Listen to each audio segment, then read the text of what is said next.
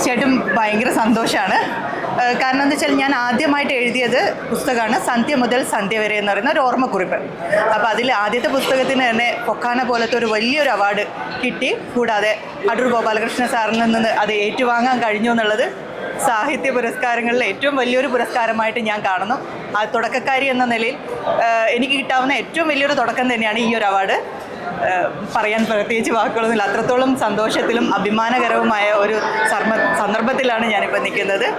ഈ സന്ധ്യ മുതൽ സന്ധ്യ വരെ എന്ന് പറയുന്ന എൻ്റെ ഈ ഓർമ്മക്കുറിപ്പിനകത്ത് ഞാൻ പരാമർശിച്ചു പോകുന്നത് ചരിത്രത്തിൽ നമ്മൾ കേട്ടിട്ടില്ലാത്ത, അതായത് കുറിച്ചു വെച്ചിട്ടില്ലാത്ത, നമ്മുടെ മുൻമറന്നു പോയ ആളുകൾ, നമ്മുടെ നാട്ടുംപുറത്ത് കാണുന്ന, അടുക്കള കോലായിൽ കാണുന്ന, വീട്ടുമുറ്റങ്ങളിൽ കാണുന്ന അത്തരമുള്ള ആളുകളുടെയും പരിസരങ്ങളുടെയും പഴയകാല കഥകളാണ് അതിൽ പറഞ്ഞു പോകുന്നത്.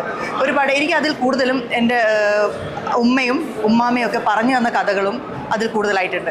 അങ്ങനെയുള്ള ഒത്തിരി നമ്മുടെ ഒരു 2 തലമുറയ്ക്ക് മുമ്പുള്ള കഥകൾ കേട്ട് പരിചയത്തിലും ഓർമ്മക്കുറിപ്പ് ചെയ്തിട്ടുണ്ട്. പിന്നീട് ഞാൻ വന്ന എൻ്റെ ഗ്രാമവും, ഞാൻ വളർന്നു വന്ന ഗ്രാമവും, നാട്ടിൻപുറത്തുണ്ടായിരുന്ന മനുഷ്യരുടെ ജീവിതവും നാട്ടിൻപുറ കാഴ്ചകളും, ഇതൊക്കെയാണ് ഞാൻ ഈ പുസ്തകത്തിൽ എഴുതിയിട്ടുള്ളത്.